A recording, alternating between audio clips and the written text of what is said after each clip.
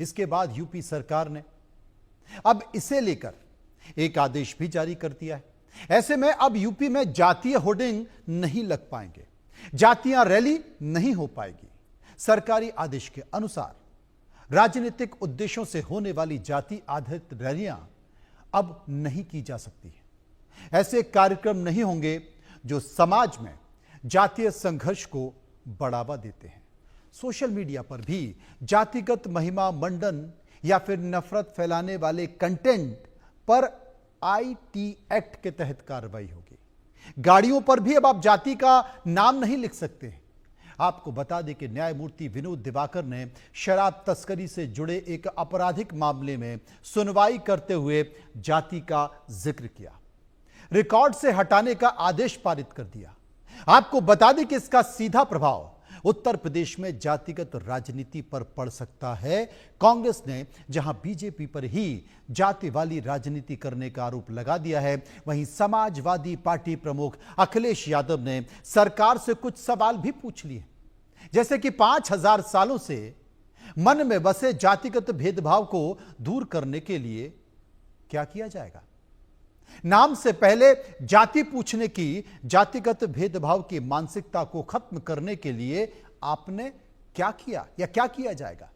किसी का घर धुलवाने की जातिगत भेदभाव की सोच का अंत करने के लिए आखिर क्या उपाय किया जाएगा। हाईकोर्ट के निर्देशों के तहत योगी सरकार ने नए फरमान पर आगे और भी बहुत कुछ कहा है। ये दिलचस्प होगा कि अब आने वाले समय में इस पर जनता का फैसला क्या होता है। लेकिन एक रिपोर्ट देखिए।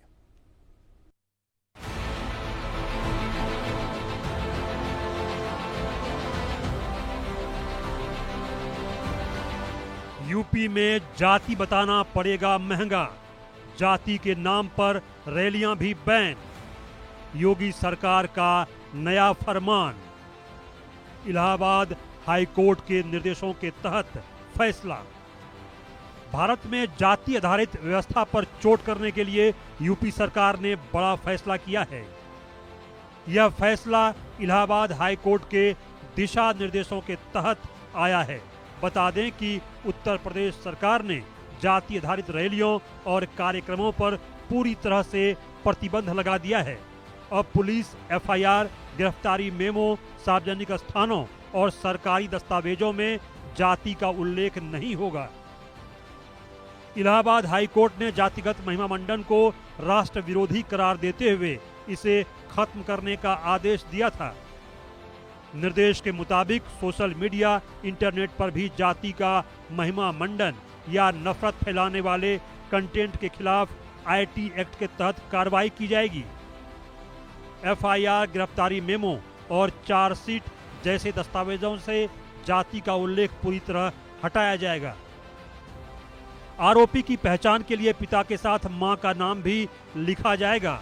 एनसीआरबी यानी राष्ट्रीय अपराध रिकॉर्ड ब्यूरो के सीसीटीएनएस यानी crime criminal tracking network and system में जाति वाले कॉलम को खाली छोड़ा जाएगा।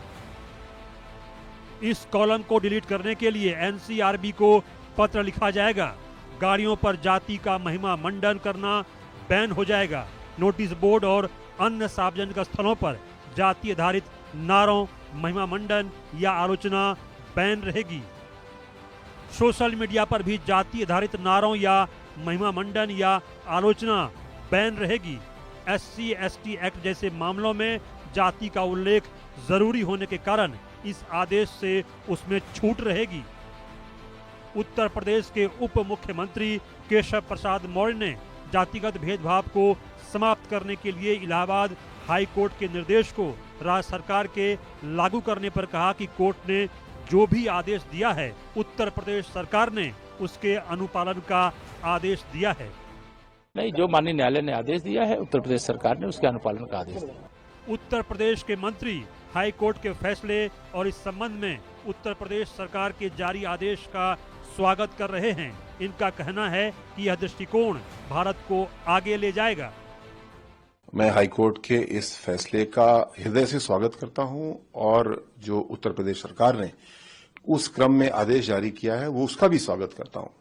ये आदेश ये कार्य पद्धति समाज को आगे ले जाने वाली है। और जब हम विकसित भारत की बात करते हैं तो हम सबको केवल आर्थिक विकास की ही चिंता नहीं है, हमको ये भी देखना है कि किसी प्रकार का कोई भेदभाव समाज में ना बचे।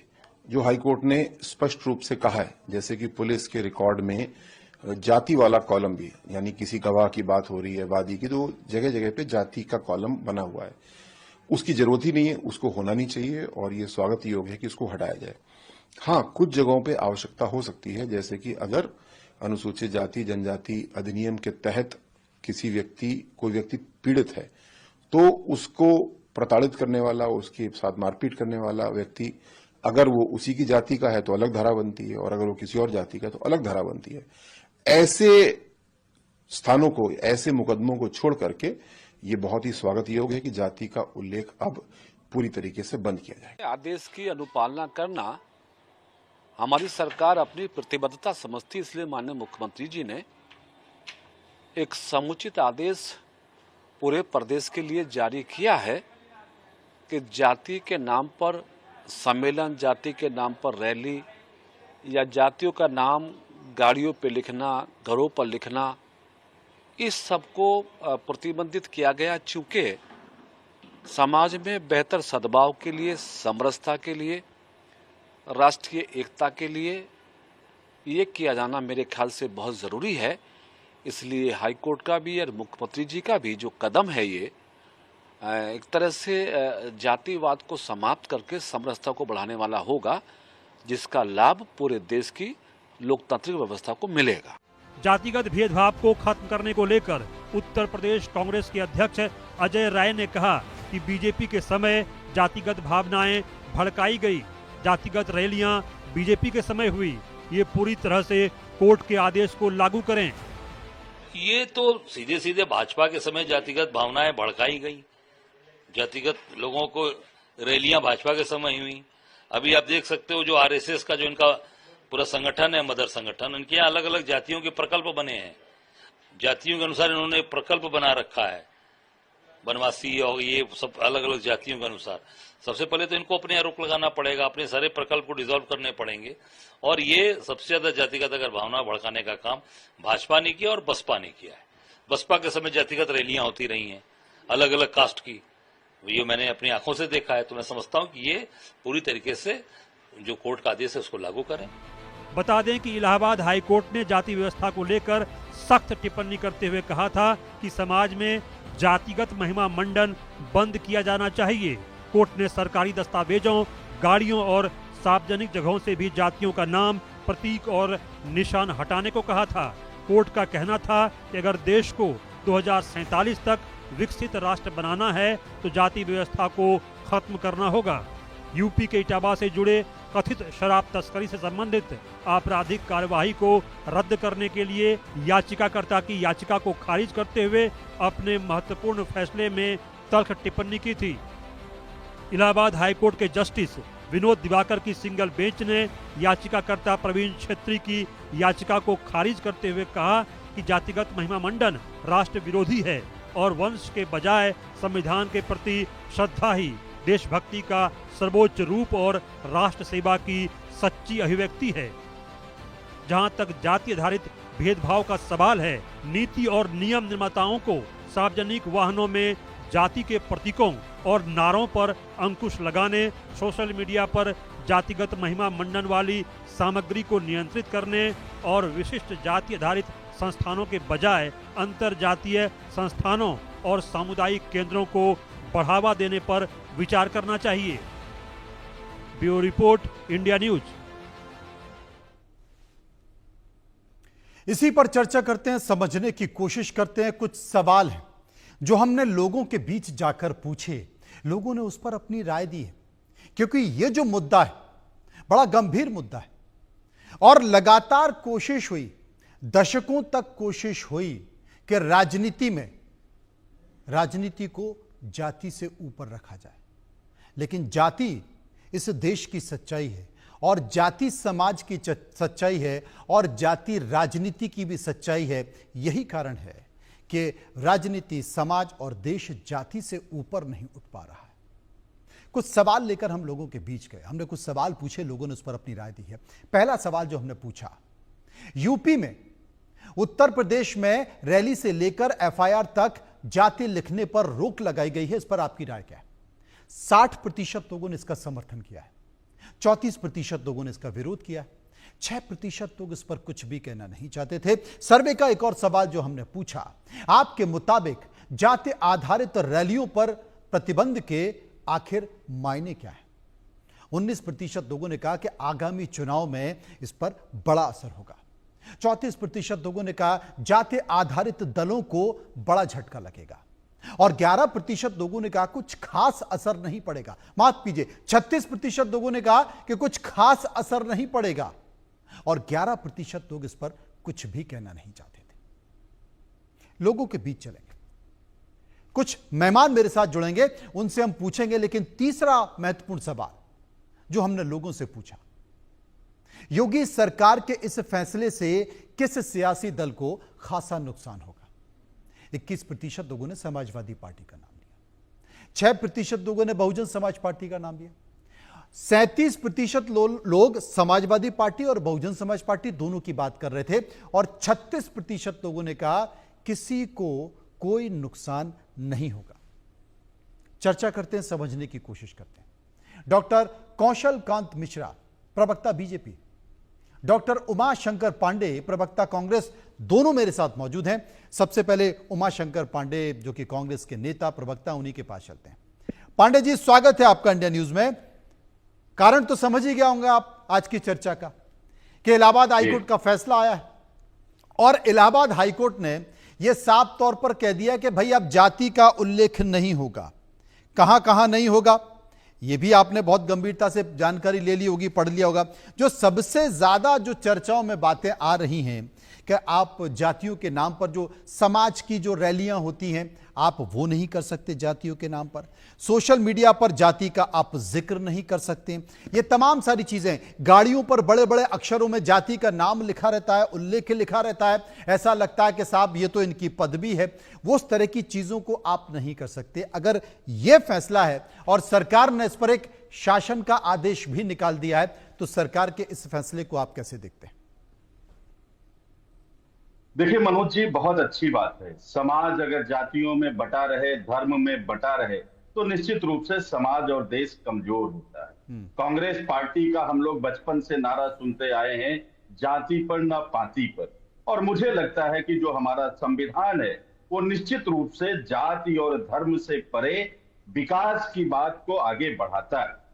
और अगर माननीय हाईकोर्ट का ये फैसला है तो निश्चित रूप से हम उस फैसले के साथ हैं। लेकिन सबसे महत्वपूर्ण बात क्या है, उत्तर प्रदेश में योगी जी की सरकार है और इन्होंने आगे बढ़कर इसको तत्काल लागू करने की बात कही। ये बड़ा ही हास्यास्पद है मनोज जी। आप याद करिए 2024 के लोकसभा चुनाव के पहले जाति आधारित रैलियां, जाति आधारित बैठकें भारतीय जनता पार्टी कर रही थी, सभी जातियों की कर डाली। इसके अलावा पिछड़ा वर्ग के मंत्रियों की बाकायदे होर्डिंग लगाई गई पूरे लखनऊ में, पूरे प्रदेश और देश में, कि मोदी जी ने अपने मंत्रिमंडल में इतने ओबीसी मंत्री बना दिए। मैं छत्री हूं, छत्री होने पर मुझे गर्व है। ये तो एक पत्रकार को इंटरव्यू में योगी जी ने कहा, 80 और 20 की बात करने वाले योगी जी सिर्फ जाति ही नहीं, धर्म के आधार पर भी प्रदेश और देश को बांटना चाहते थे।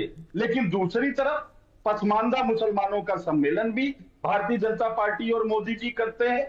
यानी कि भारतीय जनता पार्टी और उत्तर प्रदेश के माननीय मुख्यमंत्री जी की ये सोच है कि सत्ता मिलनी चाहिए, चाहे विभाजन करके मिले और चाहे किसी के सहारे विपक्ष की आवाज को दबाकर। आज देश का दलित, देश का पिछड़ा वर्ग माननीय राहुल गांधी जी के नेतृत्व में एकजुट हो गया है। बिहार की जो राहुल गांधी जी की यात्रा रही, उससे परेशान होकर भारतीय जनता पार्टी बहुत कुछ अंदर खाने करना चाह रही थी। अभी लखनऊ के एक 5 सितारा होटल में योगी जी के सजातीय विधायकों की एक बैठक की गई। उसका नाम दिया गया कुटुंब परिवार, और उसमें बांटा क्या गया, महाराणा प्रताप जी की मूर्ति और तलवार सबको दिया गया। इसके अलावा इनके मंत्री हैं जयवीर सिंह, उन्होंने भी ऐसी छोटी छोटी जातिवादी बैठकें की। एक और लोधी समाज की बैठक धर्मपाल सिंह के नेतृत्व में बुलाई गई, जिसमें उमा भारती जी को आमंत्रित किया गया। वो जातिवादी बैठक थी, लोग समाज को जोड़ने के लिए जातिवादी बैठक कर रहे थे। ऐसे तमाम सामाजिक न्याय संगोष्ठी जो फरवरी 2025 में माफ करिएगा, योगी जी के तमाम पदाधिकारी, भाजपा के तमाम पदाधिकारी करके दलितों को, पिछड़ों को, अल्पसंख्यकों को अपने साथ जोड़ने की कवायद कर रहे थे मनोज जी। लेकिन जब उन कवायदों में फेल हो गए, जब इनको समझ में आ गया कि दलित, पिछड़ा, शोषित, गरीब, वंचित और गरीब ब्राह्मण सवर्ण क्लास के लोग अब इनके साथ नहीं है, सरकार के साथ जो लोग इनके पहले इनके साथ खड़े थे अब वो भाजपा का साथ छोड़ गए हैं। इससे व्याकुल, बेचैन भारतीय जनता पार्टी और योगी जी के हाथ हाई कोर्ट का एक आदेश लगा और लगे हाथ बोले भैया अब नहीं होगा, अब कोई जातीय रैली नहीं होगी। तो योगी जी का वो जो संगठन था हिंदू युवा वाहिनी, उसमें किस जाति के लोग थे? एक बार तो ऐसा हुआ कि योगी जी ने अपनी सजातीय डीजीपी को बनाने के लिए 21-22 दिन, लगभग 1 महीना मनोज जी, उत्तर प्रदेश के डीजीपी का पद ही खाली रखा। और हाथरस की घटना कौन भूल सकता है? पांडे जी, ये लास्ट बात मैं कर लूं, हाथरस की घटना, पांडे जी, जिसमें एक दलित बेटी को किस तरीके से पांडे जी जलाया गया, वो पूरे देश ने देखा। उसमें मनोज जी सिर्फ एक बात थी, लास्ट बात कर रहा हूं, सिर्फ एक बात थी कि योगी जी के सजातीय विधायक और आरोपी योगी जी के सजातीय थे। जी मनोज जी, असल में आधा घंटे का कार्यक्रम में तो मैं चाह रहा था कि थोड़ा सा तीर और बचा के रखिए, क्योंकि अभी कौशल कांत मिश्रा जवाब देंगे तो फिर आपको जवाब देना है। कौशल कांत मिश्रा मेरे साथ मौजूद हैं। कौशल जी, आपकी सरकार ने एक आदेश निकाल दिया, बड़ा खतरनाक आदेश है। देखिए, मुझे तो लगता है, बतौर पत्रकार मैं ये कह रहा हूं कि ना तो इसका कांग्रेस पालन कर पाएगी और ना इसका बीजेपी पालन कर पाएगी। मैं इसलिए इस बात को कह रहा हूं कि इस देश में जितनी भी राजनीतिक पार्टी हैं, जब वो अपने प्रत्याशियों की सूची जारी करती है तो हर प्रत्याशी के आगे वो बड़े गर्व के साथ उनकी जाति का उल्लेख करती है और वो लिखती है कि हमने 20% दलितों को टिकट दिया, 40% ओबीसी को टिकट दिया, 15% आदिवासी को टिकट दिया और इतना हमने ब्राह्मण को दिया, इतना हमने ठाकुर को दिया। तो मैं ये कह रहा हूं, फैसला इलाहाबाद हाईकोर्ट का आया, शासनादेश उत्तर प्रदेश ने जारी कर दिया, लेकिन बीजेपी मुख्यालय से तो अभी बिहार की सूची निकलने वाली है, तो क्या उसमें जाति नहीं होगी? कौशल जी। मनोज जी, सबसे पहले तो कांग्रेस के मेरे मित्र जो कह रहे थे, अगर सब कुछ बीजेपी जाति आधारित कर रही थी और तो उसने जाति पे बैन लगा दिया, तो कांग्रेस को और समाजवादी को तो सेलिब्रेट करना चाहिए ना। क्योंकि अगर सिर्फ बीजेपी रात की राजनीति करती आई है और वो जाति की राजनीति करके आगे बढ़ रही है और पूरे देश पे राज कर रही है और तीसरा कार्यकाल चल रहा है, योगी जी का दूसरा कार्यकाल चल रहा है और उसके बाद भी ऐसा आदेश हम पारित कर रहे हैं, तो बिल्कुल सही बात है, इन दोनों पार्टियों को सेलिब्रेट करना चाहिए, पहली चीज। दूसरी चीज मनोज जी, ये संविधान किताब बड़ी जानी पहचानी सी लग रही होगी। हाँ, आजकल तो यही चल रही है, यही चल रही है। हर आदमी, यही संविधान के रचयिता बाबा साहब अंबेडकर ने इसी संविधान में लिखा हुआ है कि कास्ट इज एंटी नेशनल, जाति को खत्म करना चाहिए। हमारे डायरेक्टिव प्रिंसिपल्स में लिखा हुआ है कि हमें एक जाति विहीन समाज की रचना करनी चाहिए और हाईकोर्ट का आदेश आया और योगी जी ने इसको पास किया, तो सारे पॉलिटिकल पार्टियों को खुश होना चाहिए, क्योंकि संविधान की रक्षा हो रही है और बीजेपी का इसमें नुकसान हो रहा है, तो फिर इन्हें अफसोस नहीं करना चाहिए। सच्चाई यह है मनोज जी कि दुनिया को पता है और पूरे देश को पता है कि किस तरह से कांग्रेस, जो अंग्रेजों की डिवाइड एंड रूल पॉलिसी पे चलते हुए वो हिंदुओं को जातियों में बांटो, मुसलमानों को अपने साथ जोड़ो और राज करो, इस राजनीति पे चलती आई है और उसकी पराकाष्ठा बिहार और उत्तर प्रदेश में हमें देखने को मिली थी। आप देखिए, उत्तर प्रदेश में MY फैक्टर के नाम पे प्रदेश को किस तरीके से गुंडागर्दी का राज बना दिया गया था, जाति देख करके क्या क्या किया जाता था। और बिहार की अगर हम बात करें तो बिहार में तो आपको याद होगा ना, परवल भूरा बाल साफ करो, सबसे ज्यादा जाति आधारित दंगे जाति आधारित हत्याएं, जाति आधारित नरसंहार बिहार में ही हुए हैं। तो ऐसी जाति जिसके रहने से इतना नुकसान है, मुझे लगता है कि सारे राजनीतिक दलों को एक साथ मिलकर के इस जाति को खत्म कर देनी चाहिए। क्योंकि वैसे भी कहा गया है, जाति न पूछो साधु की, पूछ लीजिए ज्ञान, मेल करो तलवार, मोल करो तलवार का, पड़ा रहन दो म्यान। तो फिर जाति जब खत्म हो रही है, हमारा संविधान भी चाहता है, हमारे विरोधी भी चाहते हैं, तो फिर जाति खत्म हो जाने देते हैं ना, क्या दिक्कत है? तो ये उत्तर प्रदेश के आगे भी जाएगा। कौशल जी, क्या माने कि ये मामला उत्तर प्रदेश तक सीमित नहीं रहेगा, बीजेपी इसको देश भर में लागू करेगी और आने वाली समय में प्रत्याशियों की जो सूची आएगी उसमें जाति का उल्लेख नहीं होगा, माने? मनोज जी, सबसे पहले तो ये समझिए, हमारे संविधान ने जाति को, हमें पहले ये समझा दीजिए आप। मैं बता रहा हूं उसी का जवाब।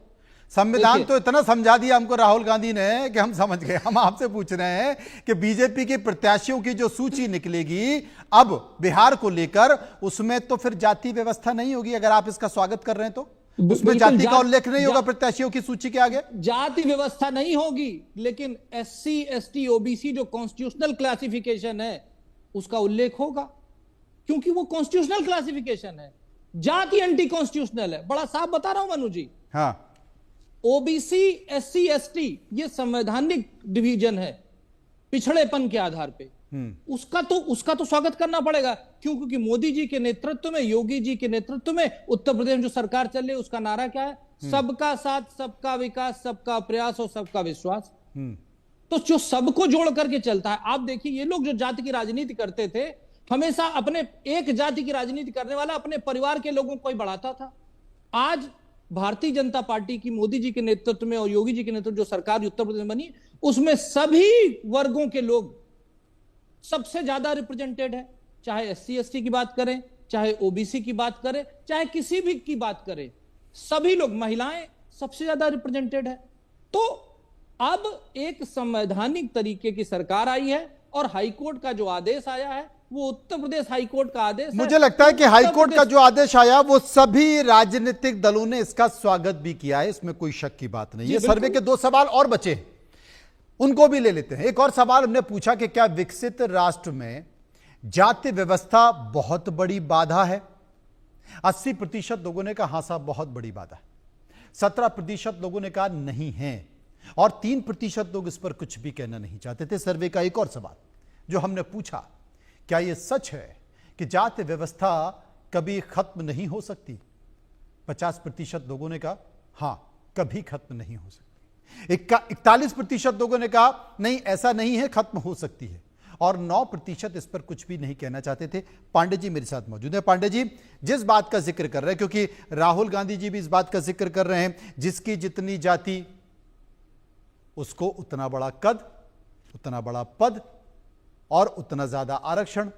तो जब यही नारे लग रहे हैं, जाति को प्रमोट कर रही हैं राजनीतिक पार्टियां, तो फिर कैसे हो सकता है? कोर्ट ने कह दिया तो स्वागत कर दिया। आप अभी डॉक्टर कौशल कांत कह रहे थे कि अंबेडकर जी ने संविधान में लिखा है कि जाति व्यवस्था को खत्म करना पड़ेगा, लेकिन मुझे लगता है कि संविधान लिखने से लेकर आज तक कई दशक हो गए, कोई राजनीतिक पार्टी ये हिम्मत क्यों नहीं जुटा पाई? ये कोर्ट को ही क्यों ना पड़ा? और कोर्ट ने जब कहा तो सभी राजनीतिक पार्टी और राजनेता स्वागत कर रहे हैं। मनोज जी, देखिए, ये एक बहुत ही महत्वपूर्ण और बहुत ही गंभीर प्रश्न है जी। बाबा साहब ने जो कहा वो क्या था? आरक्षण की व्यवस्था क्यों की गई? वो इसलिए कि जो सदियों से जिन लोगों पर अत्याचार हुआ, जो लोग समाज की मुख्य धारा में पिछड़ गए, उनको सबके बराबर लाना है। और जिस दिन वो बराबर आकर सामाजिक रूप से, राजनीतिक रूप से, आर्थिक रूप से जिस दिन वो आकर सबके बराबर खड़े हो जाएंगे, उस दिन ये आरक्षण की व्यवस्था भी समाप्त कर दी जाए और उस दिन जातियां तो अपने आप ही समाप्त हो जाएंगी। लेकिन लड़ाई किस बात की? लड़ाई इस बात की है कि जो दौड़ में पिछड़ रहे हैं, सामाजिक दौड़ में, राजनीतिक दौड़ में, उनको सबके बराबर लाके खड़ा करना है, उनको आर्थिक रूप से सुदृढ़ बनाना है। यही बात आदरणीय राहुल गांधी जी भी कर रहे हैं और बाबा साहब ने भी संविधान में यही बात की है। आरक्षण की व्यवस्था 10 साल और 10 साल के बाद उसकी समीक्षा की बात बाबा साहब ने क्यों कही थी? इसलिए कि अगर 10 साल में ये सबके बराबर आके खड़े होते हैं तो फिर उसकी जरूरत स्वतः समाप्त हो जाएगी। लेकिन आज जो परिस्थितियां हैं, जिस तरीके की आर्थिक और तमाम तरीके की पॉलिसी मोदी जी की सरकार ने लागू किया, उसमें हम लोगों ने देखा 11 सालों में अमीर और गरीब के बीच की खाई बहुत बढ़ गई। करीब 1% लोगों के पास देश का 80% संपत्ति पहुंच गया। तमाम लोगों का एनपीए और तमाम तरीके के मुद्रा लोन और तमाम तरीके की स्कीम लगाकर भारतीय जनता पार्टी के लोगों को अमीर बनाया जा रहा है और उद्योगपतियों को और अमीर बनाया जा रहा है। कैसे देश की सारी संपत्ति एक ही व्यक्ति को दिया जा रहा है, ये पूरा देश देख रहा है। और अगर योगी जी और मोदी जी की बातें कौशल कांत जी कर रहे हैं, मनोज जी, तो जातियों को बढ़ावा कौन दे रहा है? ये मोदी है जी, मोदी। लोकसभा में कौन बोला? मोदी है तो मुमकिन है। ये नारा साहब किसका है? अगर एक पिछड़े वर्ग का मुख्यमंत्री उत्तर प्रदेश से हटता है और उसके मुख्यमंत्री आवास को योगी जी आकर धुलवाते हैं, तो इस जातिवादी मानसिकता से ग्रसित कौन है? ये सवाल है। अगर आप बाघा कृषि विश्वविद्यालय में 15 में से 11 अपने स्वजातीय लोगों को प्रोफेसर बना देंगे, तो जातिवादी कौन है? इसी तरीके से अभी जो चतुर्थ श्रेणी और क्लर्क की भर्ती हुई, उसमें उसके जो आंकड़े हैं 27 में से 15 मुख्यमंत्री जी अपनी ही जाति के लोगों को भरवा देते हैं, तो सवाल उठेंगे। और अगर समाजवादी पार्टी जातिवादी पार्टी है मनोज जी, तो ये करणी सेना कौन है जिसको ये संरक्षित करते हैं? फिर ये अनुप्रिया पटेल की पार्टी कौन सा देश को एकजुट करके राजनीति कर रही है? निषाद पार्टी किसकी है? वो इनके अलायंस है।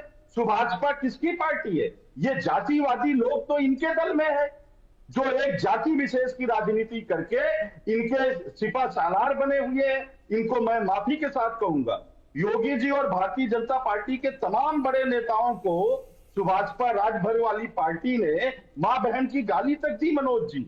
लेकिन उन जातिवादी लोगों को अपने साथ रखने की क्या मजबूरी है, वो कौशल कांत जी बता दें। कौशल कांत जी जवाब दे दीजिए। अच्छा ये बताइए, गाली बीजेपी को दे रहे हैं, पेट में दर्द कांग्रेस के क्यों हो रहा है? नहीं, हमें कोई दर्द नहीं। इतना सौहार्द, अरे प्लीज, मैं आपके बीच में नहीं बोला था। कांग्रेस ने सबसे पहले जब इसकी सत्ता गई तो क्या किया? इसने जाति आधारित राजनीति को प्रमोट किया। साउथ में इन्होंने वनियार में डिवाइड किया, लिंगायत में डिवाइड किया। उत्तर प्रदेश में इन्होंने जाति आधारित राजनीति को आगे बढ़ाया। हमारे बिहार में जाति आधारित राजनीति को आगे बढ़ाया। कौशल जी, कोई राजनीतिक पार्टी, जी मैं किसी का नाम नहीं ले रहा हूं, कोई राजनीतिक पार्टी ये दावा नहीं कर सकती कि ये हमने नहीं किया। मनु जी, बात यह है कि किसने इसको पाला? आप ये दावा कर सकते हैं? आप ये दावा कर सकते हैं? मेरे को पूरा तो करने देश का राष्ट्रपति अगर आदिवासी समाज से आपने बताया तो इसके डंके भी आपने गाड़े। गर्व होना चाहिए हमें ना, हमें गर्व होना चाहिए। कर रहे हैं अभी तो आप कह रहे हैं कि साहब किसने किया? सबसे ज्यादा कांग्रेस ने किया। अब मैंने कहा कि उन्होंने बनाया, तो आप कह रहे हैं मुझे गर्व होना चाहिए। मनोज जी सुनिए तो, एक मिनट प्लीज, एक मिनट पांडे जी प्लीज, पांडे जी, मनोज जी अगर ऐसे डिबेट करानी है तो फिर मैं चुप हो जाता हूं। मनोज जी उद्घाटन में बुलाया गया, मनोज जी प्लीज। राम मंदिर के शिलान्यास, नहीं पांडे जी, मैं राहुल गांधी पर भी कहूंगा। राहुल गांधी तो अपनी हर भाषण में कह रहे हैं कि जितनी जिसकी जाति उतना उसको आरक्षण, उतना उसको कद, उतना उसका पद। मैं कह रहा हूं सभी राजनीतिक पार्टी, आज अगर इलाहाबाद हाई कोर्ट का यह फैसला आ गया तो तमाम राजनेता इस बात का स्वागत कर रहे हैं, लेकिन एक भी राजनीतिक पार्टी ऐसी नहीं है जिसने जातिगत राजनीति के इर्द गिर्द राजनीति ना गढ़ी हो, अपनी सत्ता के समीकरण ना गढ़ी। मनोज जी, भारतीय जनता पार्टी पहली एक पार्टी है जिसने सारे जातियों को जोड़ करके हिंदुओं को एक साथ किया, देश के नागरिकों को एक साथ किया, सारे एक Manoj ji this is wrong. Manoj ji अगर ऐसे मनोज जी इनके पेट में दर्द क्यों हो रहा है?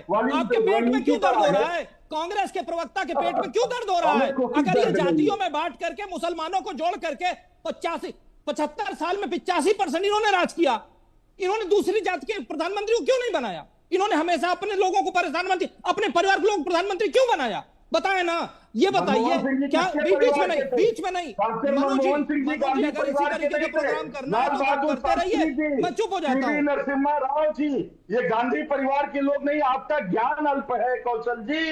डॉक्टर मनमोहन सिंह जी 10 साल देश के प्रधानमंत्री रहे, पीवी नरसिम्हा राव जी 5 साल देश के प्रधानमंत्री रहे, लाल बहादुर शास्त्री जी रहे, क्यों भूल जाते हैं आप? ज्ञान बढ़ाइए कौशल जी, अनर्गल आरोप मत लगाइए। 89 के बाद गांधी परिवार का कोई भी प्रधानमंत्री इस देश में नहीं हुआ है। 89 के बाद अगर हुआ है तो बता दीजिए, आई चैलेंज यू, चुनौती देता हूं। अनर्गल आरोप मत लगाइए। हम वो नहीं है कि केशव मौर्य को कहेंगे आपको मुख्यमंत्री बनाएंगे और बाद में झूठम पैदार के बाद योगी जी खुद मुख्यमंत्री बन जाएंगे। ये कांग्रेस की सियासत और कांग्रेस की संस्कृति नहीं है। हमने सबको सम्मान दिया है। मिश्रा जी, नहीं बोलना है जी।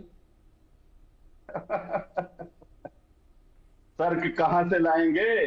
तर्क कहां से लाएंगे? क्या जब सियासत झूठ पर, मनोज जी, पर आधारित होती है। मनोज जी, अगर आप अपने प्रोग्राम में इस तरह की डिबेट कराना चाहते हैं तो मुझे अगली बार मत बुलाया कीजिए, क्योंकि इस तरीके से कांग्रेस के प्रवक्ता आकर के झूठ बोलते जाएंगे। ये क्या सच्चाई नहीं है कि रोबोट का प्रधानमंत्री बनाया हुआ था? प्रधानमंत्री सोनिया गांधी के आगे हाथ जोड़ के खड़ा होता था। प्रधानमंत्री के ऊपर नेशनल कमीशन बना करके पूरे प्रधानमंत्री कंट्रोल किया था।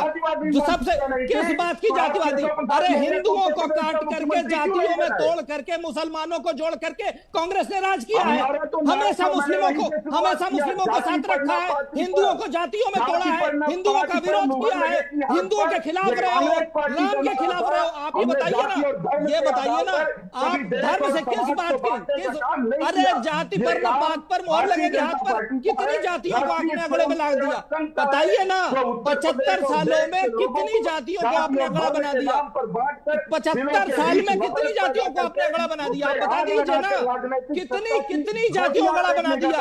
गरीबी हटाओ का नाता दे करके केवल अपने परिवार को अमीर बनाते गए, अपने जीजा को अमीर बनाते गए।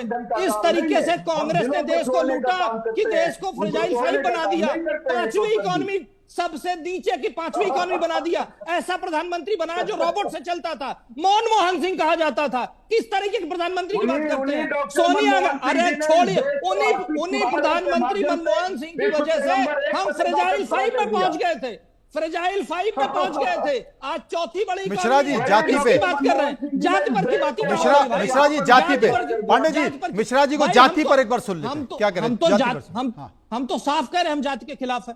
हम तो नहीं चाहते हिंदुओं को जातियों में जोड़ा जाए, क्योंकि इनकी कांग्रेस ने अंग्रेजों की पॉलिसी पे चलते हुए हिंदुओं को जातियों में तोड़ा। और सच्चाई ये है, ये लोग जाति जाति बात करते हैं ना। मद्रास प्रेसिडेंसी 1823 का डाटा है, 35 जिलों का डेटा है, जिसमें हर गांव में एक स्कूल थे, 11,218 स्कूल थे, जिसमें 2,54,028 बच्चे थे, जिसमें 33% लड़कियां थी, ब्राह्मण केवल 11% थे, वैश्य 14% थे, बाकी सब नॉन ब्राह्मण और उस समय जातियां फिक्स नहीं होती थी।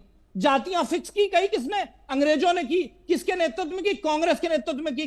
क्योंकि जाति आधारित सेंसस 1861 से शुरू हुआ, उसके बाद 71, 81 लोगों को एकदम फिक्स कर दिया। वो जातियां जो तरल की तरफ लूट थी, तो कोई भी किसी भी जाति में आ जा सकता था, जिसका जैसा काम था उसके हिसाब से जातियां बटी हुई थी। उसको फिक्स किसने किया? कांग्रेस के नेतृत्व में अंग्रेजों ने किया। विलियम एडम्स की रिपोर्ट कहती है, लिटनर की रिपोर्ट, क्या बात करते हैं? पढ़ने लिखने की बात कर रहे हैं। आपने केवल जातियों के आधार पर देश को तोड़ करके कांग्रेस ने बनाई। अरे सुनिए, बिल्कुल अंग्रेजों, बिल्कुल अंग्रेज कांग्रेस कब बनी थी? कांग्रेस कब बनी थी भाई? कांग्रेस का निर्माण कब हुआ था? अरे बता दो भैया, कांग्रेस का निर्माण कब हुआ था और किसने किया था? कांग्रेस का निर्माण कब हुआ था और किसने किया था? अरे जरा बता दो। अरे कांग्रेस के प्रवक्ता महोदय, आप मुझे ये बता दीजिए, कांग्रेस का निर्माण अंग्रेज ने किया था या नहीं किया था? कब किया था? 18वीं शताब्दी में किया था, जब दूसरा सेंसस हो गया था, उसके बाद कांग्रेस बनी थी। उसने अंग्रेजों के साथ मिल करके हिंदुओं को बांटा। किसकी बात करते हैं? मैकाले को जाकर के पढ़िए, जॉर्ज मोनरो की रिपोर्ट पढ़िए, डेविड विलियम्स की रिपोर्ट पढ़िए। केवल राहुल गांधी के प्रवक्ता बनकर के मत बैठिए। अगर हिम्मत है तो आंकड़ों पे बात कीजिए, हिम्मत है तो फैक्ट पे बात कीजिए। अंग्रेजों की गोद में बैठ करके देश को बेचने का काम किया, अंग्रेजों की गोद में बैठ करके देश को टुकड़ों में बांट दिया। ये किसने किया? ये कांग्रेस ने किया। ये कांग्रेस ने किया। SIR की बात करते हैं, अरे जवाहरलाल नेहरू को एक भी वोट नहीं मिला था, उसके बाद भी प्रधानमंत्री बना दिया गया। किस बात पे? देश को जातियों में तोड़ा किसने? कांग्रेस ने। देश की जातियों में तोड़ा किसने? अंग्रेजों के साथ मिल करके कांग्रेस ने। पांडे जी, पांडे जी मिश्रा जी, पांडे जी मिश्रा जी, किस बात? पांडे जी, पांडे जी, पांडे जी, पांडे जी मिश्रा जी, पांडे जी मिश्रा जी, पांडे जी मिश्रा जी, पांडे जी मिश्रा जी, पांडे जी मिश्रा जी, पांडे जी मिश्रा जी की पांडे जी मिश्रा जी मेरी बात सुनिए। कांग्रेस ने किस पांडे जी मिश्रा जी मेरी बात सुनिए। मैं तो जाति का उल्लेख भी नहीं कर सकता। अरे अरे अरे डॉक्टर कौशल कांत मिश्रा जी मेरी बात तो सुन लीजिए। बहुत ज्यादा समय नहीं बचा, लेकिन काम की बात सुन लीजिए। यही वाला काम की बात सुन लीजिए। काम की बात यह है कि कांग्रेस ने हिंदुओं को जातियों में बांटा, मुसलमानों में जोड़ा और राज करते रहे। जैसे जैसे उनका राज कम होता गया, उन्होंने हिंदुओं को ओबीसी में बांटा, फिर हिंदुओं को और जातियों में बांटा। और कर क्या रही है कांग्रेस? कांग्रेस का तो टारगेट है कि हिंदुस्तान को जातियों के नाम पे बांट दो और मुसलमानों को बेच दो। सिर्फ इसी की राजनीति कांग्रेस करते आई है और यही सच्चाई है। और यही कॉन्स्टिट्यूशन लेके घूमते हैं ना। इसी कॉन्स्टिट्यूशन में देखिए, जातियों की सच्चाई ये है कि डॉक्टर कौशल कांत मिश्रा जो कि बीजेपी के प्रवक्ता हैं, डॉक्टर उमाशंकर पांडे जो कि कांग्रेस के प्रवक्ता हैं, हर राजनीतिक पार्टी में जिस जाति से आते हैं, अब सबसे ज्यादा संकट इन्हीं की जाति को है।